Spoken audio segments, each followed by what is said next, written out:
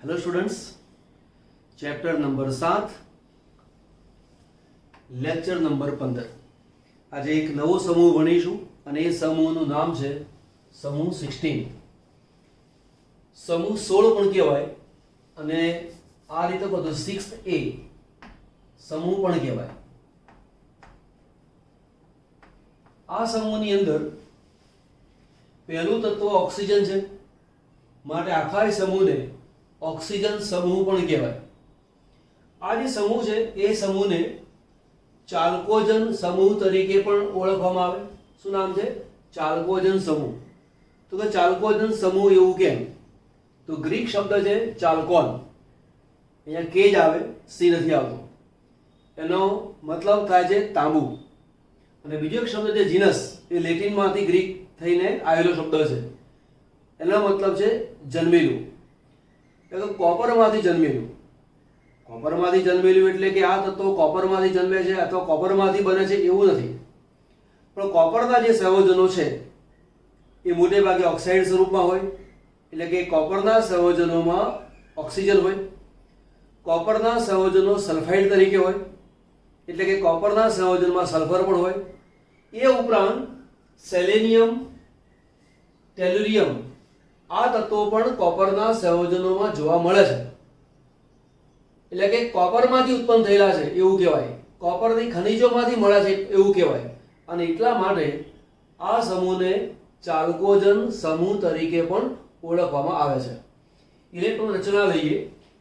પહેલું છે ઓક્સિજન, પરમાણુ ક્રમાંક છે 8, 2s2 2p4. આ તેની ઇલેક્ટ્રોન રચના થઈ ગઈ.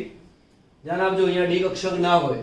નાઇટ્રોજન સમૂહની અંદર આપણે ભણ્યા હતા કે પ્રથમ તત્વ ડી કક્ષક ધરાવતું નથી, તો અહીંયા પણ 2s 2p હોય, ડી કક્ષક ના હોય.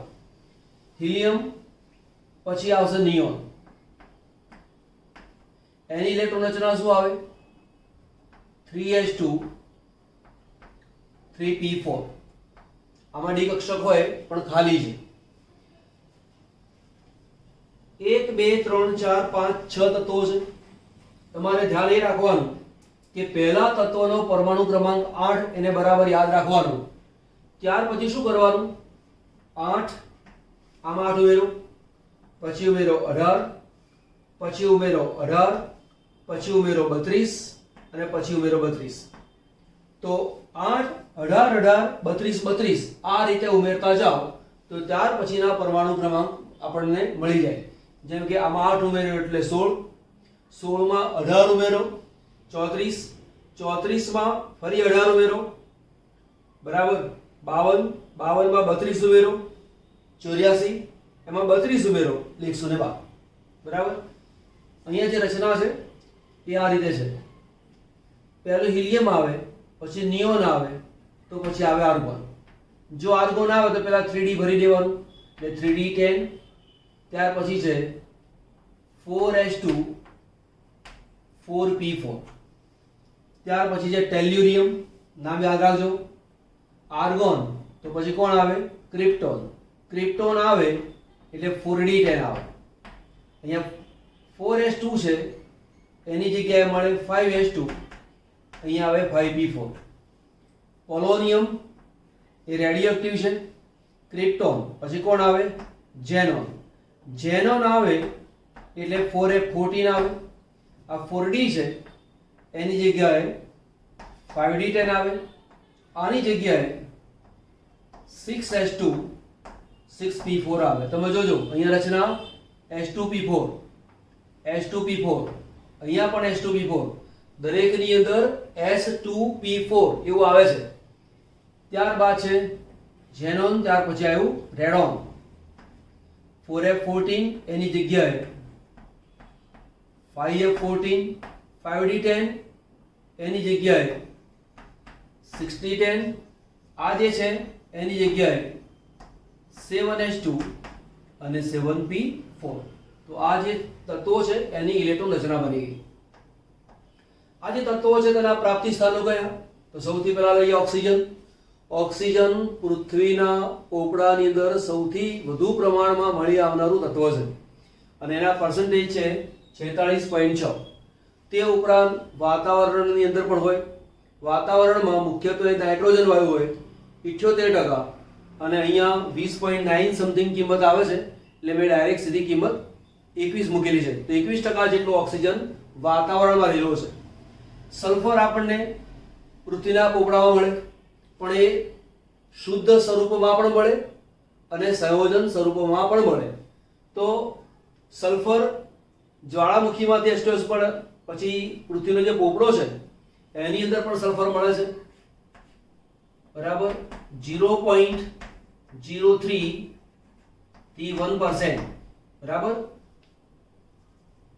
1% આટલું પૃથ્વીના પોપડામાં જોવા મળે. તે ઉપરાંત સંયોજન સ્વરૂપમાં જુઓ તો જીપ્સમ તરીકે, ઇપ્સમ સોલ્ટ, બેરાઇટ, બરાબર. તો જીપ્સમ સોલ્ટનું સૂત્ર યાદ રાખજો, CaSO4 2H2O, epsom salt MgSO4 7H2O, barite DaSO4. Sulphide તરીકે galena PbS, zinc blende ZnS, copper pyrites CuFeS2, બરાબર. જ્વાળામુખીમાંથી જે ગેસીસ નીકળતા હોય છે એમાં અલ્પ પ્રમાણની અંદર H2S પણ રહેલો છે. તે ઉપરાંત ઈંડા, પ્રોટીન, લસણ, ડુંગળી, રાઈ, વાળ અને ઊન, આની અંદર પણ સલ્ફર રહેલો છે. હવે બોર્ડ ઉપર જ્યારે ચાલતું હોય સમજ તો બધી પડી જતી હોય છે, યાદ રાખવું તે બહુ મહત્વનું છે. તમને પ્રશ્ન પૂછે ગેલિનાનું સૂત્ર જણાવો. હવે ગેલિનાનું સૂત્ર તમને મોડે કર્યું જ નહીં હોય તો નહીં આવડે. બેરાઇટ, ઇપ્સમ સોલ્ટ, જીપ્સમ સોલ્ટ, આવા બધા પ્રશ્નો MCQ તરીકે પૂછાય છે. તમને એવું નહીં પૂછે કે તેની ઇલેક્ટ્રોન રચના જણાવો, બધાની એવું ના પૂછે. કોઈ એક નહીં પૂછે રચના કે પોલોનિયમની ઇલેક્ટ્રોન રચના જણાવો. આ રેડિયોએક્ટિવ છે, આ રેડિયોએક્ટિવ છે. આ જે તત્વો છે એ સિન્થેટિક છે, સિન્થેટિક એટલે કે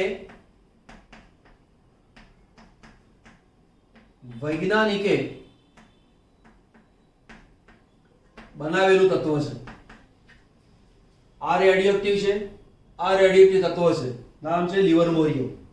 કોઈક વાર પ્રશ્ન પૂછે કે 16મા સમૂહના અથવા 16મો સમૂહ છે એના ચોથા નંબરના તત્વની ઇલેક્ટ્રોન રચના જણાવો. હવે ચોથા નંબરનું તત્વ ઉપરથી ગણવા જાઓ તો 1, 2, 3 અને 4. તો આ રીતે પણ પ્રશ્ન પૂછાતા હોય છે, એનું ધ્યાન આપી લો. આટલું લખી લો. અહીંયા 0.1%, 0.0 થી 0.3 થી 0.1% જેટલું સલ્ફર પૃથ્વીની અંદર પોપડામાં જોવા મળે. સેલેનિયમ અને ટેલ્યુરિયમ એ સલ્ફાઇડ ખનિજોમાં જોવા મળે. જેવી રીતે કે સેલેનિયમ શેમાં મળે તો કે ધાતુ સેલેનાઇડ તરીકે. ધાતુ સેલેનાઇડ છે એનું એક ઉદાહરણ આપું,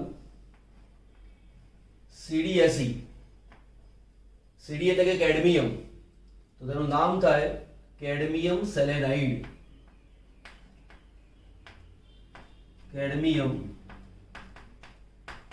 સેલેનાઇડ. એ જ પ્રમાણે ટેલ્યુરાઇડ, તો અહીંયા પણ એવું બનશે કે CdTe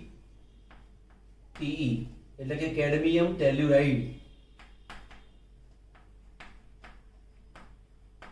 કેડમિયમ ટેલ્યુરાઇડ. આ તેના ઉદાહરણો છે. પછી પોલોનિયમ કેવી રીતે પ્રાપ્ત થાય તો કે થોરિયમ એ રેડિયોએક્ટિવ તત્વ છે, યુરેનિયમ પણ એ રેડિયોએક્ટિવ તત્વ છે. રેડિયોએક્ટિવ તત્વમાં થાય શું, આલ્ફા બીટા ગામા કિરણો તેમાંથી બહાર નીકળતા જાય. તેનું પરમાણુનું કેન્દ્ર છે, એમાંથી પ્રોટોન, ન્યુટ્રોન અથવા ન્યુટ્રોન જે છે નીકળતા જાય, અથવા ન્યુટ્રોનમાંથી પ્રોટોન ઇલેક્ટ્રોન છૂટો પડે, ઇલેક્ટ્રોન નીકળતો જાય, એટલે કે બીટા કિરણો બહાર નીકળતા જાય. એમ કરતા કરતા એ તત્વનો જે પરમાણુ દળ છે એ ઘટતું જાય, તત્વ બદલાતું જાય. એ તત્વ બદલાતા બદલાતા સૌથી જે છેલ્લે તત્વ આવી જાય એ લેડ આવી જાય.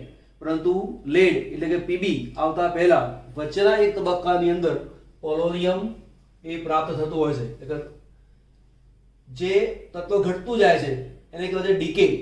ડીકે અંગ્રેજી શબ્દ છે, સાદું ગુજરાતી શબ્દ છે, તેના માટે ક્ષય. તો થોરિયમ અને યુરેનિયમ ના ડીકેના કારણે, એના ક્ષયના કારણે પોલોનિયમ પ્રાપ્ત થાય છે. એનું અર્ધ આયુષ્ય સમય જે છે એ છે 13.8 દિવસ. આને યાદ રાખજો, આ ઇમ્પોર્ટન્ટ એમસીક્યુ છે, એનો સમજ આવ્યો. અર્ધ આયુષ્ય સમય એટલે શું? તત્વના જેટલા પરમાણુઓ છે એ 13.8 દિવસ પછી જેટલા છે તેમાંથી અડધા થાય, પછીના 13.8 દિવસ પછી જેટલા છે તેમાંથી અડધા થાય, એમ કરતા તેનું પ્રમાણ ઘટતું જાય, એને કહેવાય છે અર્ધ આયુષ્ય સમય. ત્યાર પછી છે એલવી એટલે કે લિવરમોરિયમ. બરાબર? તો લિવરમોરિયમ એ સિન્થેટિક તત્વ છે, એટલે કે સંશ્લેષિત પ્રયોગશાળામાં બનાવેલું. બરાબર? એનું અર્ધ આયુષ્ય સમય સેકન્ડનો નાનો ભાગ, સેકન્ડના કેટલા નાના ભાગની અંદર એનું અર્ધ આયુષ્ય સમય છે.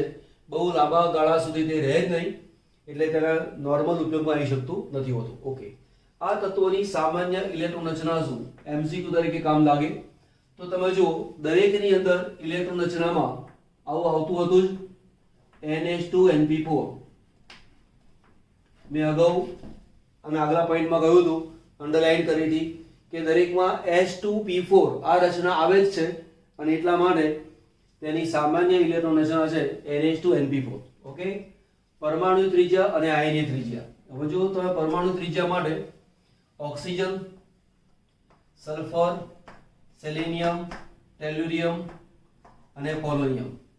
અહીંયા આપણે લીધું helium core 2s2 neon core 3s2 બરાબર, પછી આર્ગોન કોર 3d10 4s2 આ રીતે આપણે ભણ્યા. આગળ લખ્યું હતું ને. હવે તમે જુઓ, અહીંયા ક્વોન્ટમ નંબર 2 છે, ક્વોન્ટમ નંબર 3 છે, ક્વોન્ટમ નંબર 4 છે. મુખ્ય ક્વોન્ટમ એ 2 છે, મુખ્ય ક્વોન્ટમ 3 છે, મુખ્ય ક્વોન્ટમ 4 છે, એમ કરતા 5 છે અને 6 આવે. તો મુખ્ય ક્વોન્ટમ એટલે શું? તો ન્યુક્લિયસ 2 કક્ષા, અહીંયા છે ન્યુક્લિયસ 3 કક્ષા, 1 2 ને 3 કક્ષા, પછી 1 2 3 4 કક્ષા. તો જેમ જેમ ઓક્સિજનથી પોલોનિયમ તરફ તમે જાઓ છો તેમ તેમ મુખ્ય ક્વોન્ટમમાં n વધતો જાય.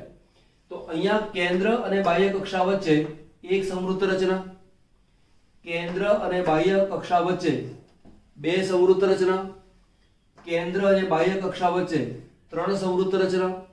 જેમ જેમ સંવૃત્ત રચનાની સંખ્યા વધતી જાય, હવે મનમાં થાય કે સાહેબ આ સંવૃત્ત રચના એટલે શું? સંવૃત્ત રચના એટલે કે ઇલેક્ટ્રોનથી ભરેલી કક્ષાઓ. બરાબર? તો કેન્દ્ર અને બાહ્ય કક્ષા વચ્ચે એક જ કક્ષા એવી છે કે જે ઇલેક્ટ્રોનથી સંપૂર્ણ ભરેલી છે. કઈ? 1s2. આ અને આ બેની અહીં વચ્ચે કોણ આવે? 1s2 આવે. તો 1s કક્ષા એટલે પહેલી જે કક્ષા છે એની અંદર 1s કક્ષક છે, પહેલી કક્ષા છે એમાં 1s કક્ષક છે અને સંપૂર્ણ ભરેલી છે. એ સંપૂર્ણ ભરેલી જે રચના છે એ રચનાને કહેવામાં આવે છે સંવૃત્ત રચના. તો કેન્દ્ર અને બાહ્ય કક્ષા વચ્ચે 2 સંવૃત્ત રચના, કેન્દ્ર અને બાહ્ય કક્ષા વચ્ચે 3 સંવૃત્ત રચના. સંવૃત્ત રચનાનું કામ શું? કેન્દ્રના ધનભારના પ્રભાવને ઘટાડવાનું કામ. તો કેન્દ્રમાંથી આગળ તમે જાઓ, આના કેન્દ્રમાં 8 પ્રોટોન, આના કેન્દ્રમાં 16 પ્રોટોન, આના કેન્દ્રમાં 34 પ્રોટોન, અહીંયા 18 ઉમેરો,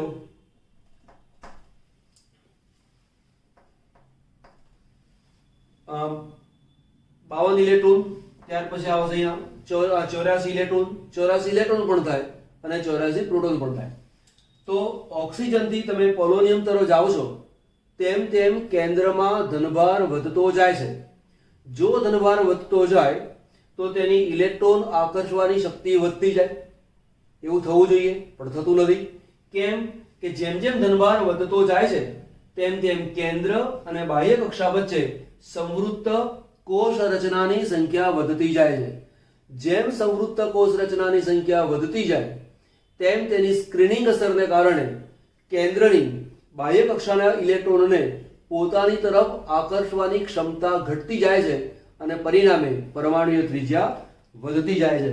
તો આપણે વિચાર કરવા જઈએ તો આવું કહી શકાય કે પરમાણુ ત્રિજ્યાનો જે ક્રમ છે એ ક્રમ આ રીતે આવશે કે ઓક્સિજન, એના કરતા આવશે સલ્ફર, એના કરતા વધારે આવશે સેલેનિયમ, એના કરતા વધુ આવે ટેલ્યુરિયમ, એના કરતા વધુ આવે પોલોનિયમ.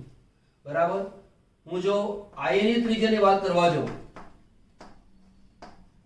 આયનીય ત્રિજ્યા, તો આયનીય ત્રિજ્યા માટે હું લખીશ E2- તરીકે લખીશ. તો E2- એવું કેમ લખું છું? તો જુઓ, આ બધા તત્વોની સામાન્ય ઇલેક્ટ્રોન રચના છે NH2np4. સંયોજકતા કક્ષાની અંદર ઇલેક્ટ્રોન કેટલા છે? 6 છે. જો વધુ 2 ઇલેક્ટ્રોન મળી જાય તો અષ્ટક પૂરું થાય. એટલે કે 2 ઇલેક્ટ્રોન મેળવવાની એ વૃત્તિ ધરાવે. જો 2 ઇલેક્ટ્રોન મેળવે તો તે E2- સ્વરૂપમાં આવે. તો અહીંયા O2- કરતા H2- નું કદ મોટું હોય, તેના કરતા Se2- નું કદ મોટું હોય. એ જ પ્રમાણે Te2- નું કદ મોટું હોય. પોલોનિયમ 2- બનાવશે નહીં, કેમ કે પોલોનિયમ એ ધાતુ છે. પોલોનિયમ ધાતુ છે, હમણાં વાત કરીશું. ત્યાર પછી લઈશું આપણે, અને એ છે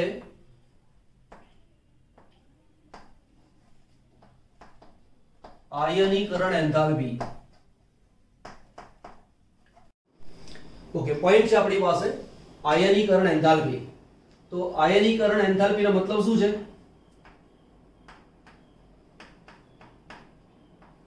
પરમાણુમાંથી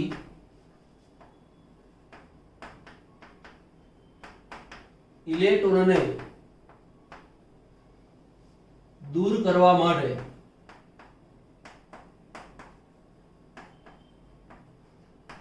આપવી પડતી ઉર્જા, જેને કહેવાય છે ડેલ્ટા IH અથવા ડેલ્ટા IE. E એટલે એનર્જી, H એટલે એન્થાલ્પી. બરાબર. તો નોર્મલી આપણે આનો યુઝ કરીશું, હવે આનો યુઝ થતો નથી હોતો. તો કે ડેલ્ટા IH એટલે કે પરમાણુમાંથી ઇલેક્ટ્રોનને દૂર કરવા માટે આપવી પડતી ઉર્જા. I એટલે કે આયોનાઇઝેશન. આયોનાઇઝેશન એટલે કે આયનીકરણ. તો એક વાત સાદી સમજો. માનો કે એક પરમાણુનું કદ નાનું છે અને બીજા પરમાણુનું કદ મોટું છે. જો કદ નાનું છે તો ઇલેક્ટ્રોન કેન્દ્ર પ્રત્યે વધુ આકર્ષાય. જો કદ મોટું છે તો ઇલેક્ટ્રોન કેન્દ્ર પ્રત્યે ઓછો આકર્ષાય. જો કેન્દ્ર પ્રત્યે વધુ આકર્ષાય છે તો આ ઇલેક્ટ્રોનને પરમાણુમાંથી દૂર કરવા માટે વધુ ઉર્જા આપવી પડે. આ ઇલેક્ટ્રોન કેન્દ્રથી દૂર છે, પરિણામે કેન્દ્ર પ્રત્યે ઓછો આકર્ષાયેલો છે. જો ઓછો આકર્ષાયેલો છે તો આ ઇલેક્ટ્રોનને દૂર કરવા માટે ઓછી ઉર્જા આપવી પડે.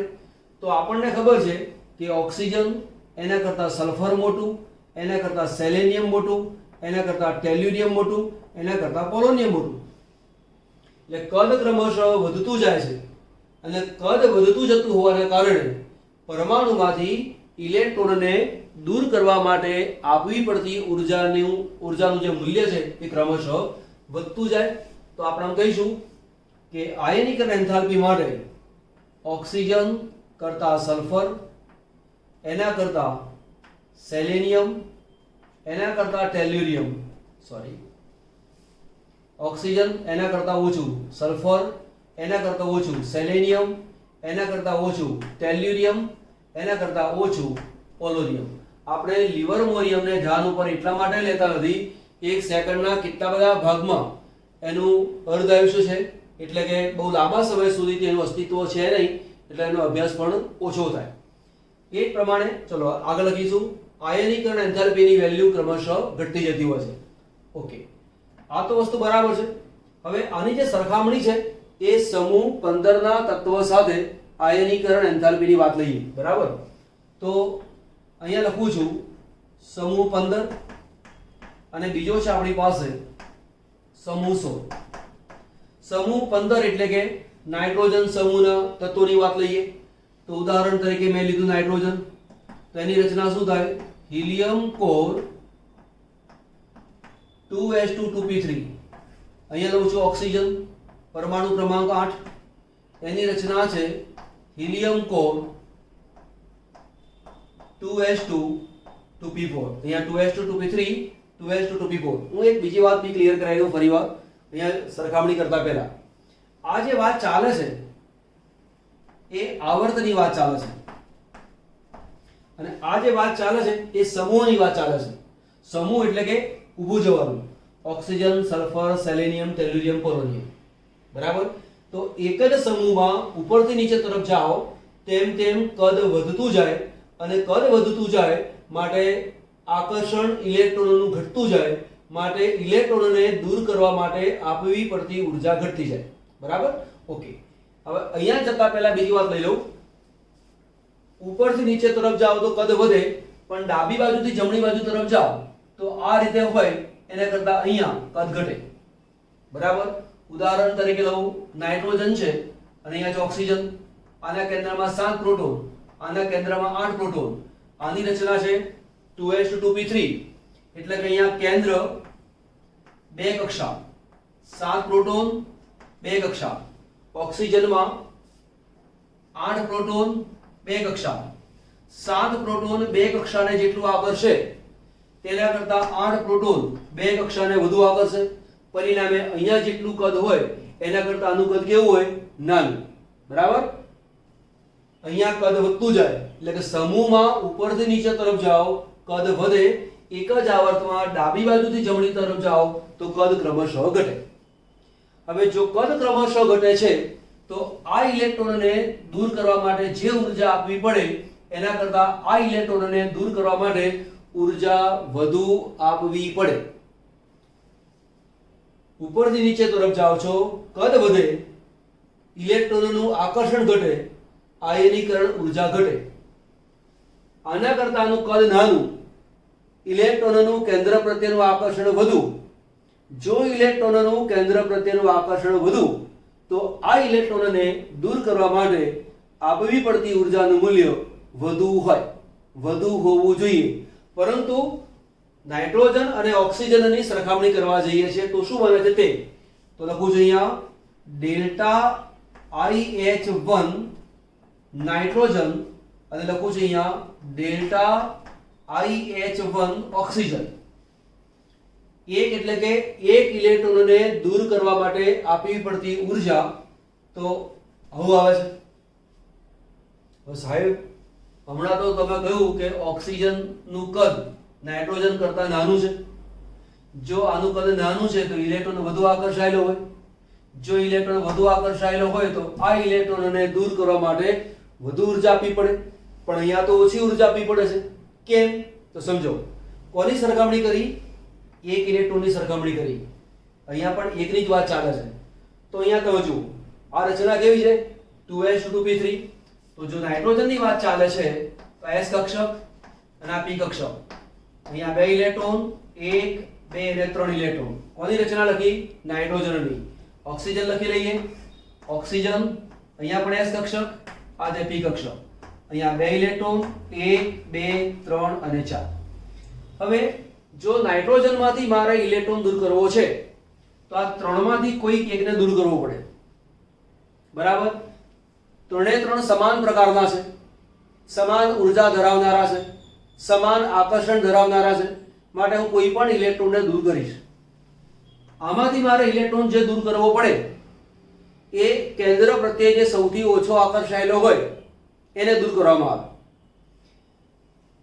1 2 3 કક્ષક ત્રણે ત્રણમાં એક એક ઇલેક્ટ્રોન આવી જે રચના છે એને કહેવાય છે અર્ધપૂર્ણ કક્ષક જો અર્ધપૂર્ણ કક્ષક હોય તો તેની સ્થિરતા વધારે હોય જો સ્થિરતા વધારે હોય તો તેમાંથી ઇલેક્ટ્રોનને દૂર કરવા માટે આપવી પડતી ઊર્જાની વેલ્યુ જેટલી હોવી જોઈએ એના કરતાં થોડી વધારે હોય અહીંયાથી ઇલેક્ટ્રોન દૂર કરવો છે તો ક્યાંથી દૂર કરીશ આ દૂર નહીં થાય પરંતુ આ બેમાંથી કોઈક એક દૂર થઈ જશે તો કે કેમ એક જ કક્ષકમાં બે ઇલેક્ટ્રોન આવેલા છે એક જ કક્ષકમાં આવેલા બે ઇલેક્ટ્રોનની અંદર થોડું અપાકર્ષણ છે પરિણામે એ બંને ઇલેક્ટ્રોન સહેજ દૂર રહેવા માટે પ્રયત્ન કરે એટલે કે ઇલેક્ટ્રોન કેન્દ્ર સાથે ઓછી પ્રબળતાથી આકર્ષાયેલો છે અને જો ઇલેક્ટ્રોન કેન્દ્ર પ્રત્યે ઓછી પ્રબળતાથી આકર્ષાયેલો છે તો તે ઇલેક્ટ્રોનને દૂર કરવા માટે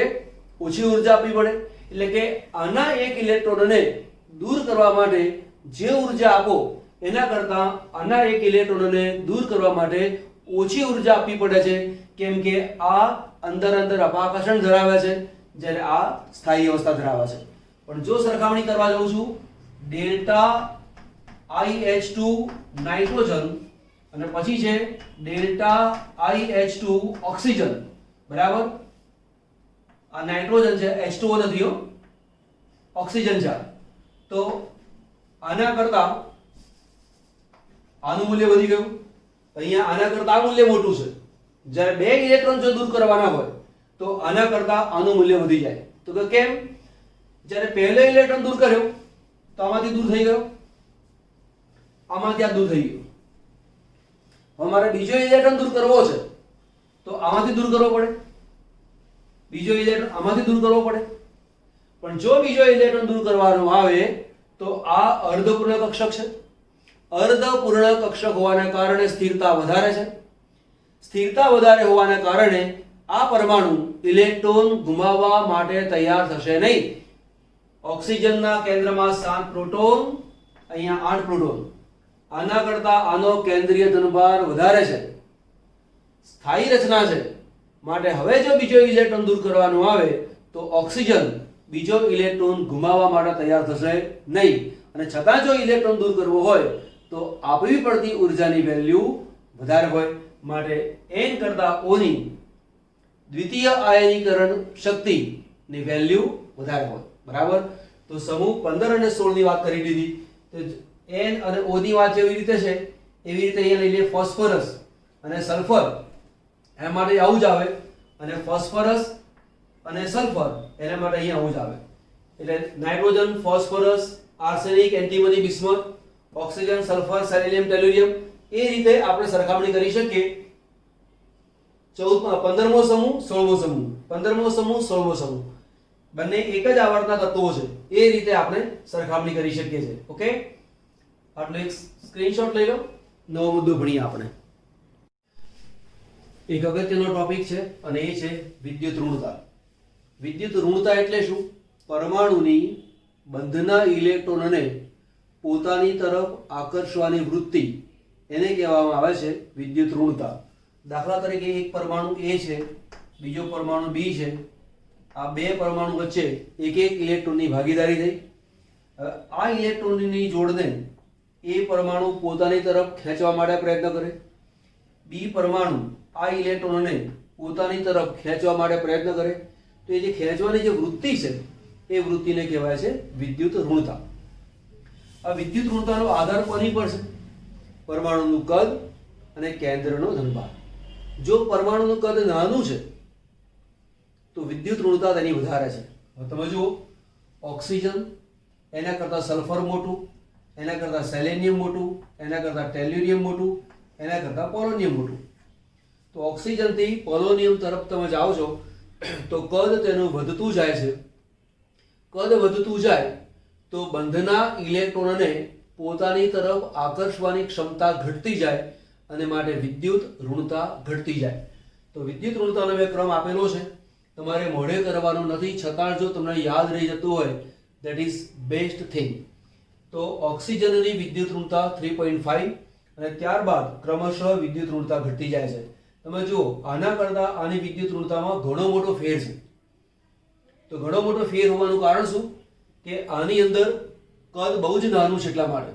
એટલે કે પ્રથમ તત્વનું કદ ઘણું નાનું હોવાના કારણે તેની વિદ્યુત ઋણતા વધારે છે. બીજી એક વસ્તુ કે જે F છે એની વિદ્યુત ઋણતા છે 4.0. એટલે આખા આવર્ત કોષ્ટકમાં સૌથી વધુ વિદ્યુત ઋણતા ધરાવનારું કોઈ તત્વ હોય તે ફ્લોરિન છે. અને ફ્લોરિન પછી જો કોઈ તત્વ આવતું હોય તો તે ઓક્સિજન છે. માત્ર ફ્લોરિન જ એવું તત્વ છે કે જે ઓક્સિજનના ઇલેક્ટ્રોનને પોતાની તરફ ખેંચી શકે, બરાબર.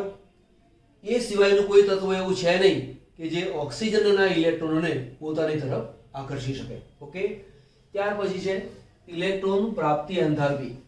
કોઈ વાયુરૂપ તટસ્થ પરમાણુ છે, માની લો કે મારી પાસે એક M તત્વ છે, એ વાયુ સ્વરૂપમાં છે, તેમાં હું ઇલેક્ટ્રોન દાખલ કરું છું અને m ગેસ બને છે અને તે વખતે ઉર્જા મુક્ત થાય છે. તો જે ઉર્જા મુક્ત થાય એ ઉર્જાને ઇલેક્ટ્રોન પ્રાપ્તિ એન્થાલ્પી કહેવાય.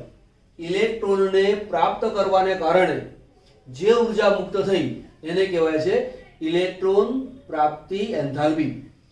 ઉર્જા મુક્ત થાય છે માટે ઇલેક્ટ્રોન પ્રાપ્તિ એન્થાલ્પી એ ઉષ્માક્ષેપક પ્રક્રિયા છે. તો બીજો વસ્તુ લખીશું અહીંયા, આ પ્રક્રિયા ઉષ્માક્ષેપક છે. ઉષ્માક્ષેપક છે એટલે કે તેમાંથી ઉર્જા મુક્ત થાય છે. હવે ઇલેક્ટ્રોન પ્રાપ્તિ એન્થાલ્પીનો આધાર કઈ બાબતો પર રહેલો છે? તો કે પરમાણુમાં ઇલેક્ટ્રોનને દાખલ કરો અને એ ઇલેક્ટ્રોનને સ્વીકારવા માટે પરમાણુ તૈયાર હોય તો ઉર્જા વધારે મુક્ત થાય. હવે તમે સમજો કે આખો જે ઓક્સિજન સમૂહ આપેલો છે એ ઓક્સિજન સમૂહની ઇલેક્ટ્રોન રચના જે છે એ કેવી છે? તો કે સમૂહના તત્વોની ઇલેક્ટ્રોન રચના છે NH2NP4 પ્રકારની. એટલે કે સંયોજકતા કક્ષાની અંદર 6 ઇલેક્ટ્રોન છે. 6 ઇલેક્ટ્રોન છે અને જો બીજા 2 ઇલેક્ટ્રોન મળી જાય તો અષ્ટક પૂરું થઈ જાય. તો સ્વાભાવિક છે કે આ પરમાણુ 2 ઇલેક્ટ્રોન મળે તો ખુશ છે. તો જો ઇલેક્ટ્રોન દાખલ કરીએ અષ્ટક પૂરું થતું હોય તો ઉર્જા મુક્ત થાય. તો આ કન્ડિશન તેમાં જોવા મળે છે. હવે ઓક્સિજનથી પોલોનિયમ તરફ તમે જાઓ છો તો ઓક્સિજનનું કદ સૌથી નાનું છે. એમાં ઇલેક્ટ્રોનને દાખલ કરો તો સૌથી વધારે ઉર્જા મુક્ત થવી જોઈએ એવું હોવું જોઈએ, પણ એવું નથી. તમે જુઓ અહીંયા આ જે વેલ્યુ છે કિલો જૂલ પ્રતિ મોલ, S ની અંદર 2 ઇલેક્ટ્રોન દાખલ કરો તો 200 કિલો જૂલ પ્રતિ મોલ ઉર્જા મુક્ત થાય. એના કરતાં થોડી ઓછી અહીંયા, એના કરતાં થોડી ઓછી અહીંયા, એના કરતાં થોડી ઓછી અહીંયા. જ્યારે ઓક્સિજનમાં સૌથી ઓછી. તો કેવું કેમ? ખરેખર તો એનું કદ નાનું છે, રચના તો આવી છે જ. ઇલેક્ટ્રોન દાખલ કરો તો વધારે ઉર્જા મુક્ત થવી જોઈએ, પરંતુ વધારે ઉર્જા મુક્ત થતી નથી. એનું કારણ છે કે ઓક્સિજનની વધુ વિદ્યુત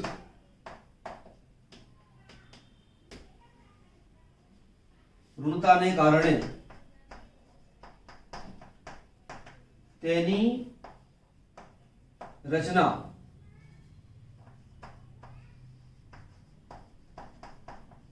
કોમ્પેક્ટ બને છે, સંકોચાય છે. બરાબર? દાખલા તરીકે આ S કક્ષક છે, આ P કક્ષક છે. S માં 2 ઇલેક્ટ્રોન, P માં 4 ઇલેક્ટ્રોન છે. આ ઓક્સિજનની વાત કરું છું, હિલિયમ કોર ઓક્સિજનેટ. પણ વિદ્યુત ઋણતા વધુ હોવાના કારણે આ કક્ષકોને પોતાની તરફ ખેંચે છે. પરિણામે કક્ષકો એકબીજાની વધુ નજીકમાં આવે છે. આપણે થોડીક આકૃતિ તરીકે વિચારીએ છીએ. આ એક કાલ્પનિક વસ્તુ બતાવું છું. તો અહીંયા જેટલી વિસ્તૃત છે એટલું વિસ્તૃત અહીંયા છે નહીં, કોમ્પેક્ટ થઈ ગઈ. કોમ્પેક્ટ થવાના કારણે ઇલેક્ટ્રોન વધુ નજીકમાં આવે. ઇલેક્ટ્રોન વધુ નજીકમાં આવ્યા માટે ઇલેક્ટ્રોન વચ્ચે એક પ્રકારનું અપાકર્ષણ વધી ગયું. આ સંજોગોમાં તમે જો બીજો ઇલેક્ટ્રોન દાખલ કરવા જાઓ તો એ ઇલેક્ટ્રોનને સરળતાથી સ્વીકારશે નહીં અને વધુ ઉર્જા મુક્ત થશે નહીં. તો આન્સર એ છે કે આની ઇલેક્ટ્રોન પ્રાપ્તિ એન્થાલ્પીની વેલ્યુ સૌથી ઓછી. કેમ છે? તો કે ઓક્સિજનનું કદ નાનું છે, વિદ્યુત ઋણતા વધુ હોવાના કારણે તેની કક્ષકો સંકોચાયેલી છે, ઇલેક્ટ્રોનમાં અંદર થોડું અપાકર્ષણ રહેલું છે. આ સંજોગોમાં નવા ઇલેક્ટ્રોનને તમે દાખલ કરો છો તો ઉર્જા ઓછી મુક્ત થાય છે અને માટે આ વેલ્યુ આવી. માટે મારે જો અહીંયા ગ્રાફ બનાવવો હોય, આનો ગ્રાફ, તો આપણે આવું કહી શકીએ.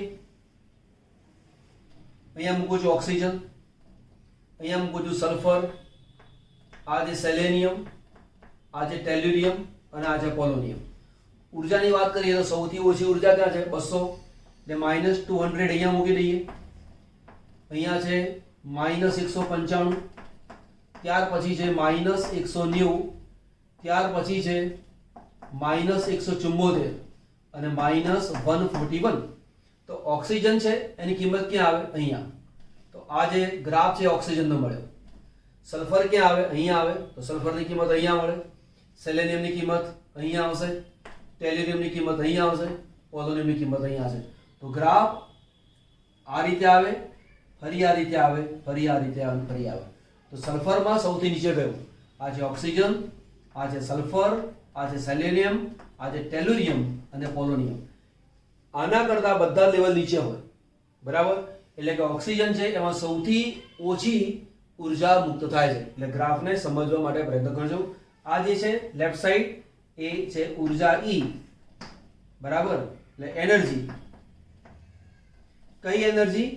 Delta EGH, electron gain enthalpy.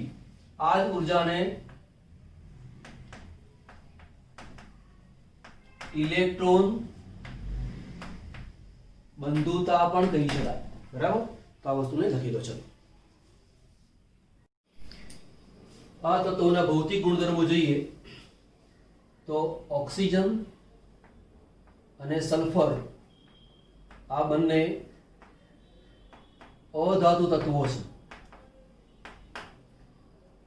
Selenium અને ટેલ્યુરિયમ એ અર્ધધાતુ તત્વો છે, જ્યારે જે પોલોનિયમ છે એ ધાતુ તત્વ છે. એનો મતલબ એવો થયો, ઓક્સિજનથી પોલોનિયમ તરફ તમે જેમ જેમ જાઓ છો તેમ તેમ અધાતુ ગુણ ઘટતો જાય અને ધાતુ ગુણ વધતો જાય છે. માટે કહી શકાય કે ઓક્સિજનથી પોલોનિયમ અધાતુ ગુણ ઘટે અને ધાતુ ગુણ વધે.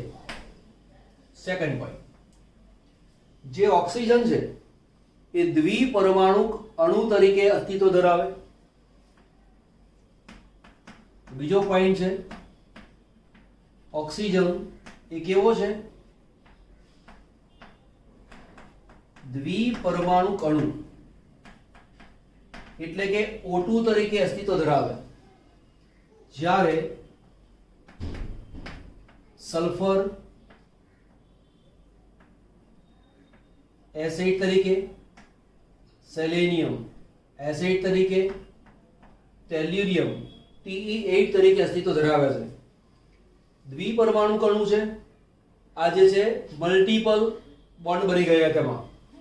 તો અહીંયા મલ્ટી એટોમિક એટલે એક કરતા અથવા બહુ કહીશું બહુપરમાણવીય, બહુપરમાણવીય. તો બહુપરમાણવીયમાં એવું કહી શકાય કે O2 કરતા S8 Se8 Te8 ના ગલન બિંદુ, ઉત્કલન બિંદુ વધુ છે. હવે જો તમને પ્રશ્ન કેવી રીતે પૂછાય છે કે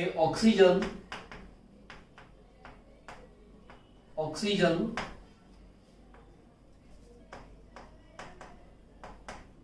સામાન્ય તાપમાને વાયુ છે, જ્યારે S8 ઘન છે. તમને આ રીતે પ્રશ્ન પૂછાય, કાં તો તમને એવો બી પ્રશ્ન પૂછે કે O2 કરતા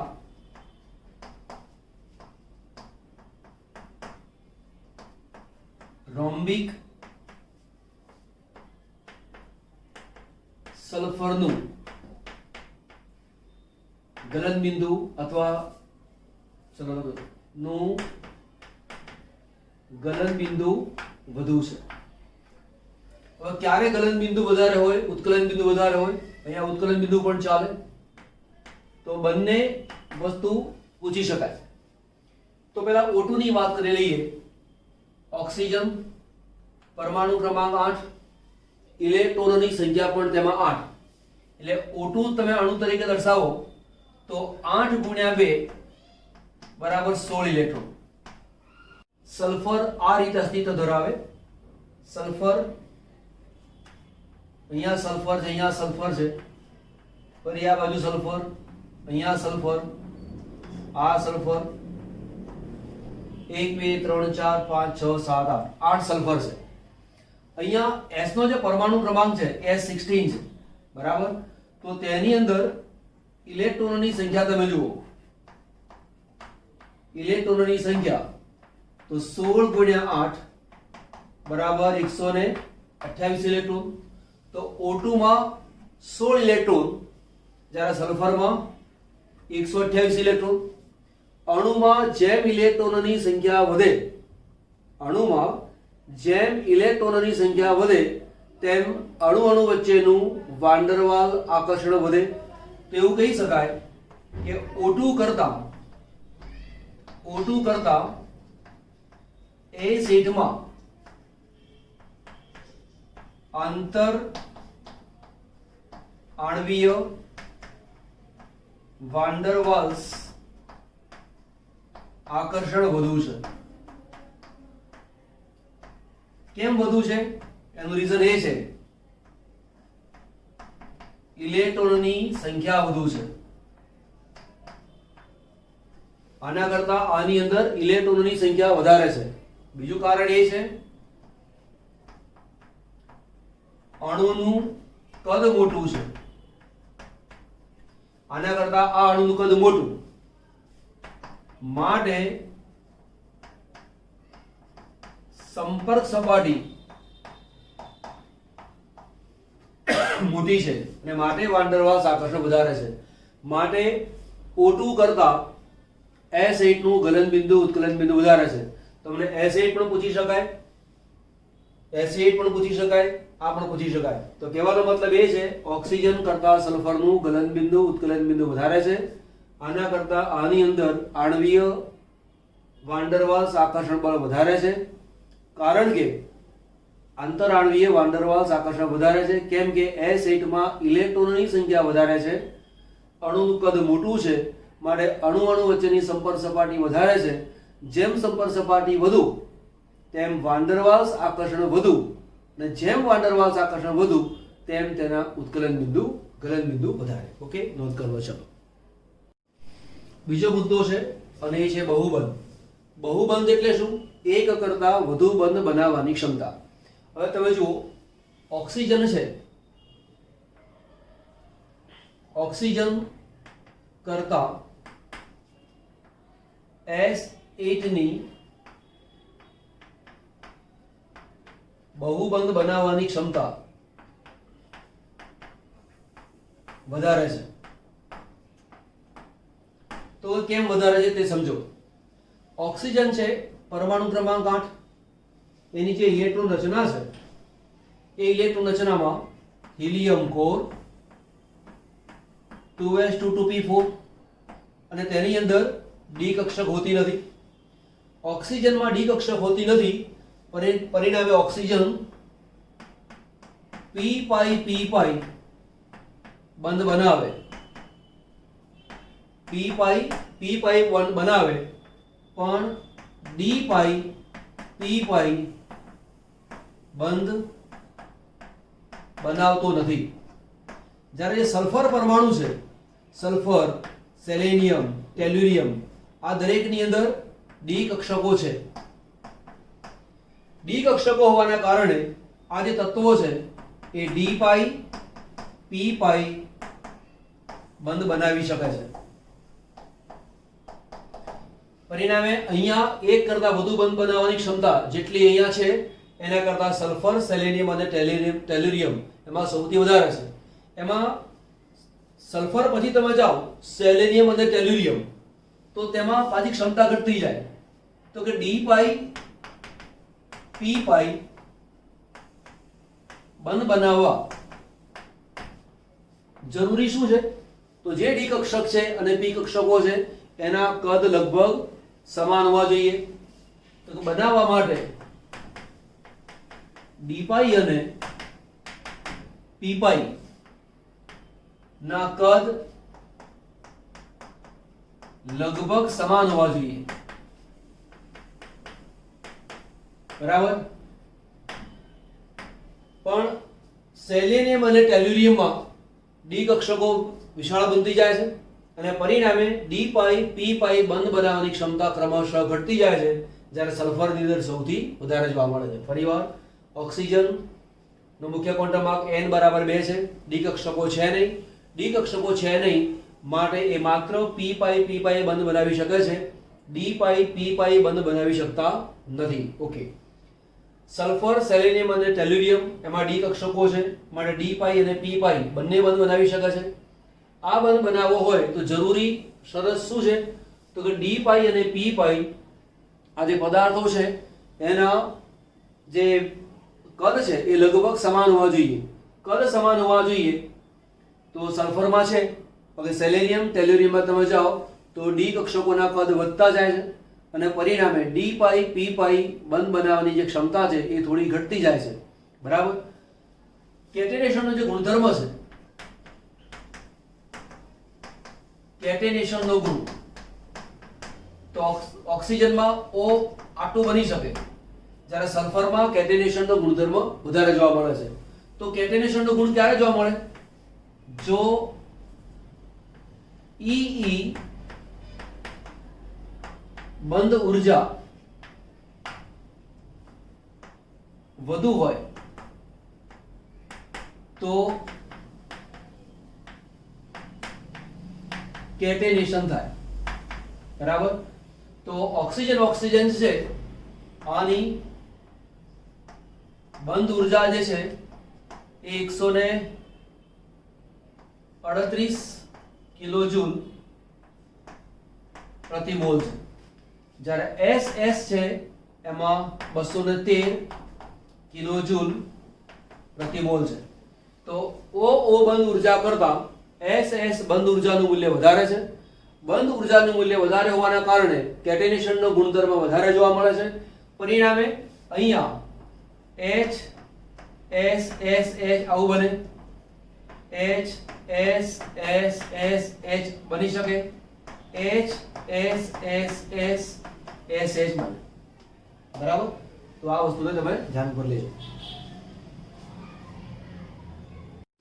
તો આપણે પોઈન્ટ જે ક્લિયર કર્યા છે એ કયા ક્લિયર કર્યા? એક તો સમૂહ 16 શરૂઆત કરી, ઇલેક્ટ્રોન રચના ભણ્યા, વિદ્યુત ઋણતા, ઇલેક્ટ્રોન બંધુતા, પરમાણુ ત્રિજ્યા, આયનીય ત્રિજ્યા ભણ્યા, ગલન બિંદુ ઉત્કલન બિંદુ ભણ્યા, મલ્ટીપલ બોન્ડ કોણ બનાવે કોણ ના બનાવે વગેરેની માહિતી લીધી. O2 કરતા S8 નું ગલન બિંદુ ઉત્કલન બિંદુ વધારે છે કેમ? દરેક તત્વની ઇલેક્ટ્રોન રચના. તો જેટલા પોઈન્ટ ચાલેલા છે એ પોઈન્ટ બરાબર પાકા મોઢે કરી દેવાના. આજનો વિડીયો તમે જુઓ, જોતાની સાથે સાથે નોટ ડાઉન કરતા રહેવું પડે. સ્ક્રીનશોટ લઈ લો, લખી લો, ફરી સ્ક્રીનશોટ લઈ લો, લખી લો. પોતાની નોટ પોતાની જાતે બનાવતા આવડતી હોવી જોઈએ. અને શોર્ટ ફોર્મ ટૂંકમાં કંઈક ને કંઈક હોય એ લખતા રહેવાનું. અને એમ કરવાના કારણે પોતાની જો નોટ બનાવેલી હશે એ તને બહુ જ હેલ્પફુલ થશે. બરાબર. હવે ફરી બીજો વિડીયો બનશે અને એમાં આ કયું છે અત્યારે 15, તો નવું લેક્ચર આવશે, લેક્ચર નંબર 16, અને તેની અંદર આપણે નવા મુદ્દા ભણીશું. ઓકે.